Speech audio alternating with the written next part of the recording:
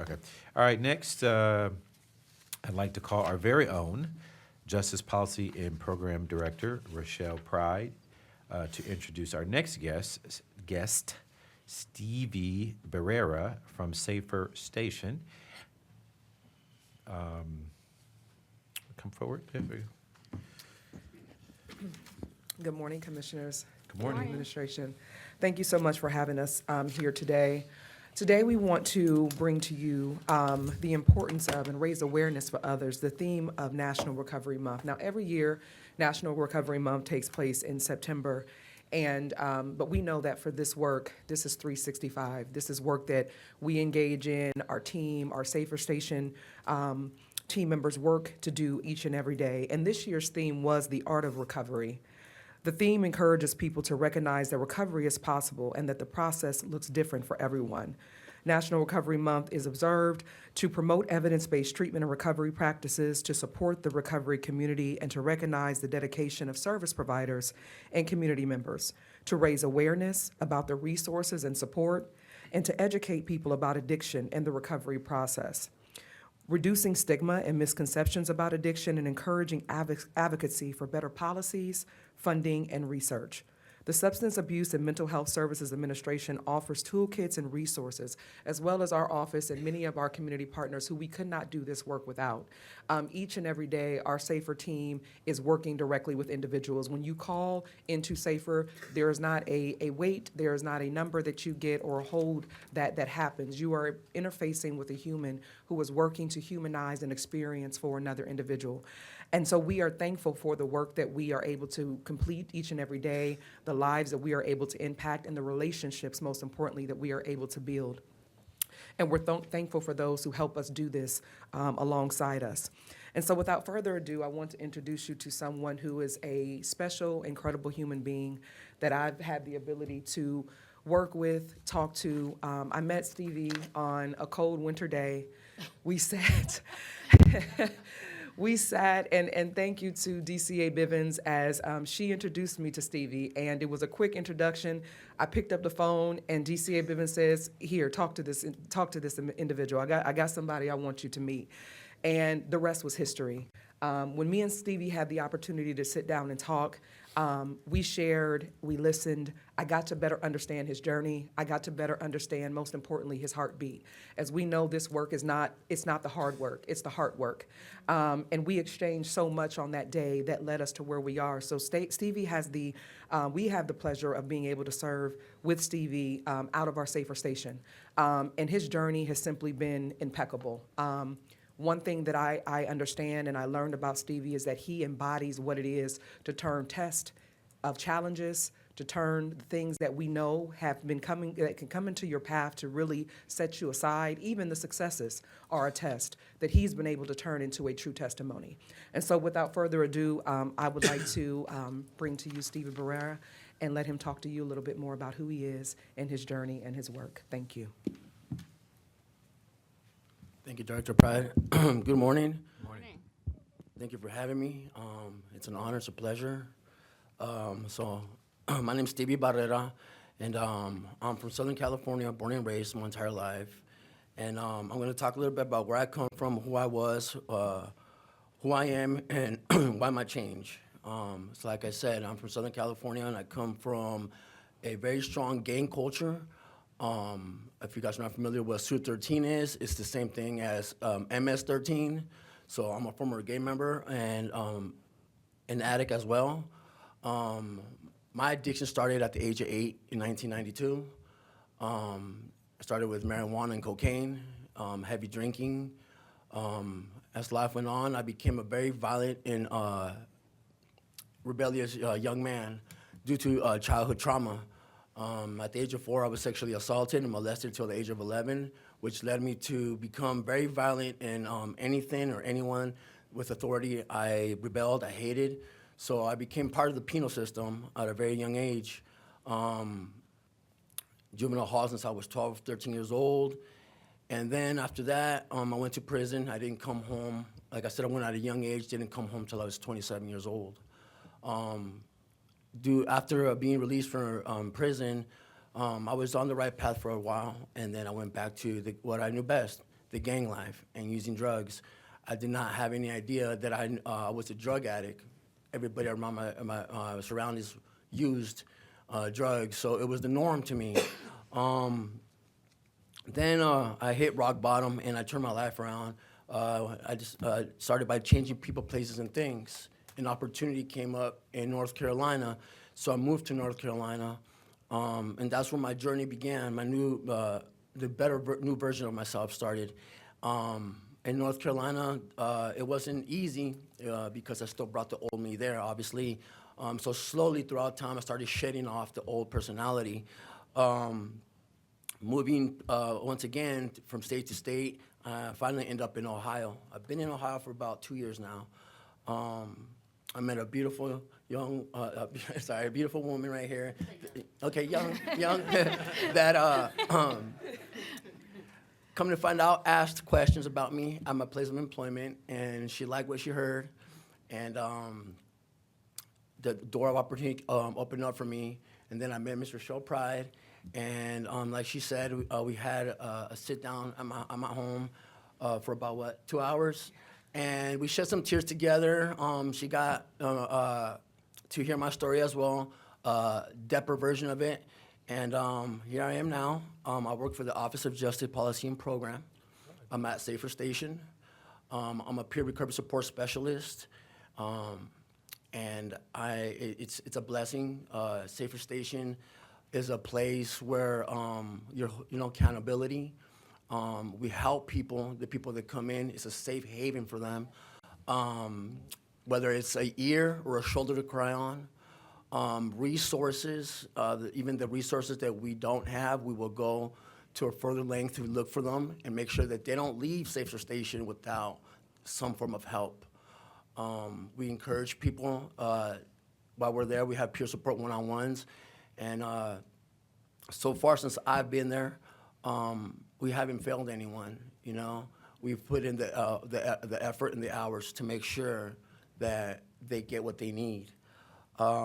Safer Station, it means a lot to me because every day it pumps righteous fear in me. All I got to do is walk out that door, look to my left or to my right, and I see where I could be. Like I said, I'm a recovering addict. I've been clean since March 25th of 2022, and thank you.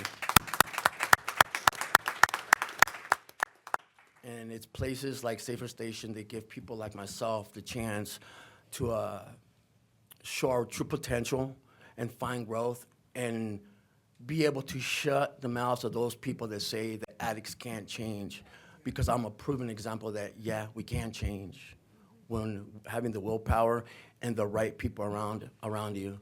And I'm glad and honored to be that right person for those people to have me around, to show them that it can be done, and plant a seed and be able to nourish it as well, and bring them out of and pluck them out of that darkness of addiction.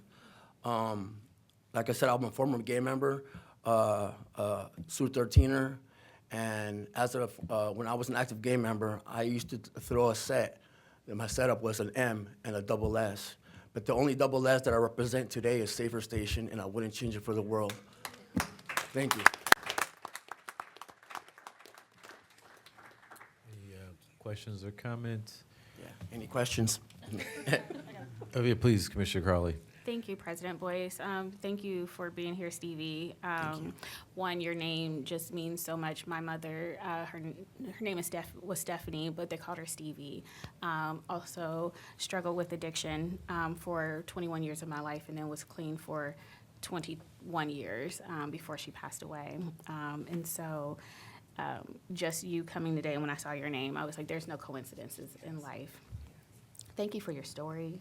Thank you for showing up every day for people who are struggling with addiction. You don't have to do this. And so I am glad that it has been placed on your heart to show up for our residents, to say, you know what, I have been in this space. I'm clean. If I can do it, you can too. You give people hope. You give people an opportunity to see what courage looks like every day, or choosing sobriety every day, and that it can be done, and that they're not walking this path alone, that they have someone to hold their hand. So thank you so much. And I feel like, on our wall, it says service, progress, and excellence. I wish it said service, progress, excellence, and opportunity, because what we do here at Franklin County, or Team Franklin County, is provide opportunities for people each and every day, for you to meet. I mean, this is the people's champ. DCA Bivens, always looking to see how she can make a difference, or connecting people with resources, or, hey, I think there's this opportunity here or this opportunity there. Always just trying to make sure that people have an opportunity to thrive, and not just survive. And then connecting with Director Pride. I mean, everyone here, I always say, like, I have a great gig. I get to work with some really awesome people who wake up every day looking for opportunities to make someone's life better. My colleagues are, I mean, you won't find a better county, hands down. I'll stand on that 10 toes down every single day. I said that to Administrator Wilson yesterday when we talked, and it's because of stories like yours, Stevie, and the people who are coming through Safer Stations, whose stories we may not ever hear, but for you coming to share those stories with us. And so, I appreciate all that Safer Stations is doing. I do have a question for you, Director Pride. I know that there's funding available through the Ohio Mental Health and Addiction Services, the state's department, for peer support. I don't know if we can go for it but I think that's an opportunity, so we can continue to have people like Stevie come in and, work with those in our community.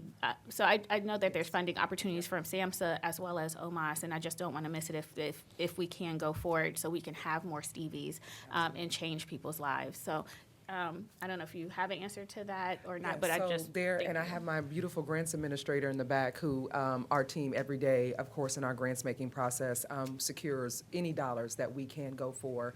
I know COSUP was our most recent award, and funding from the state is also funding that we've actually gone for and received throughout. So we will definitely continue to pursue those dollars to ensure that we can have our peer support model as effective and as efficient as it is, to continue to give opportunity, as you stated, to individuals like Stevie as we go along the way.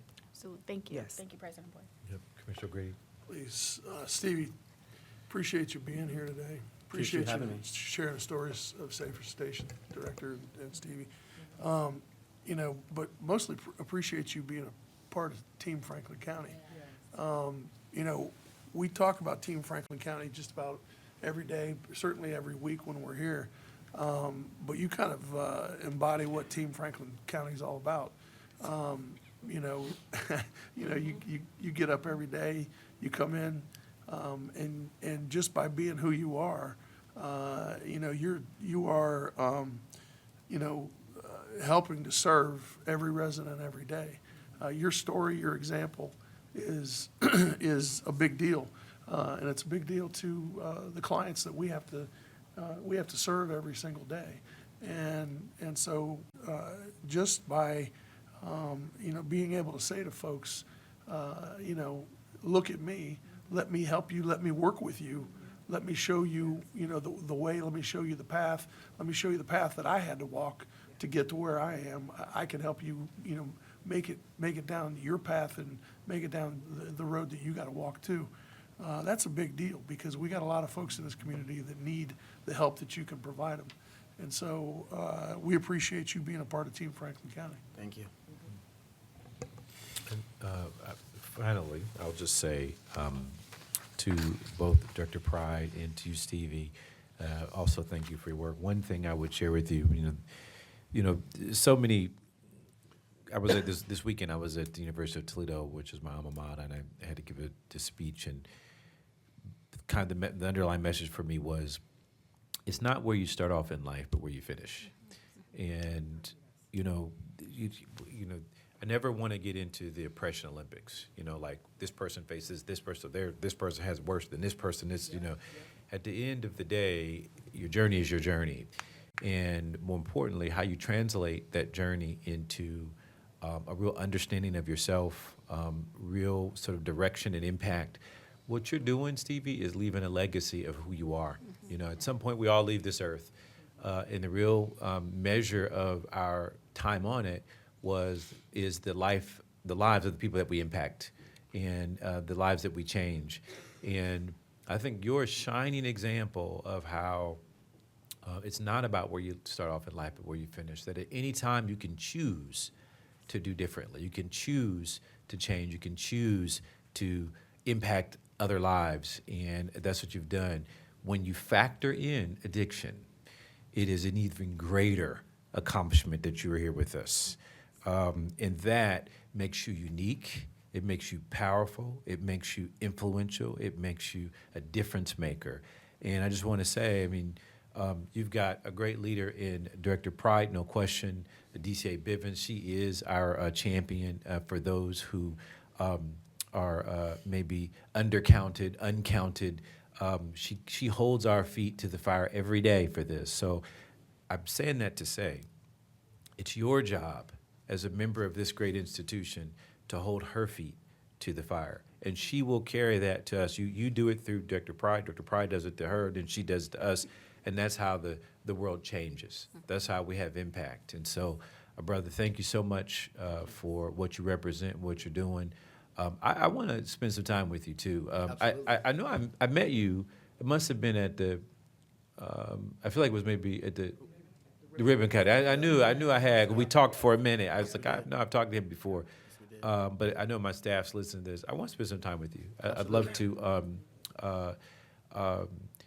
talk more with you about safer stations, but also would love to connect you with some folks here locally that from the areas where I grew up here that really you might have a real serious impact. I think you are where you are too, but I'd like to expand that circle somewhat with some folks that may not be on our radar screens up here that I think you could be a real resource to, just from a leadership standpoint for what you're doing. So let's spend some time together. We'll grab lunch or something and go from there. Absolutely. Thank you. Yeah, DCA Bivens, you want to add? Thank you, Stevie. I wanted to just mention this really quick. As you were talking and I heard the commissioners speak, I believe everybody has a purpose, and it is so enjoyable to see you living in your purpose, because your purpose is setting others free just by your impact. So I know the way that we met was unconventional. So just so you all know, I met him at the gym, and I just started asking him questions. And he was like, why is this lady talking to me, asking me all these questions? But it was a transparent moment. You were very transparent. Thank you, Director Pride, because I called Director Pride at 8 o'clock, I think, on a Saturday morning on a cold day. I was like, I need you to talk to this person right now. But I wanted to share that with you. And I also want to say this to you. You represent the best of all of us. You represent the best of all of us, and I really do wish there were at least 10,000 more of you on this earth. I'm sure there are, and I think you're going to find them. Last thing is, I shared your picture. Short people. I know, but it's not about shortness. I shared your picture this morning with your gym family. They said, we don't see him anymore. I said, he's walking in purpose right now, so he's busy. Thank you so much. All right. Thank you so much. Thanks for coming down today. All right, let's see where we are here.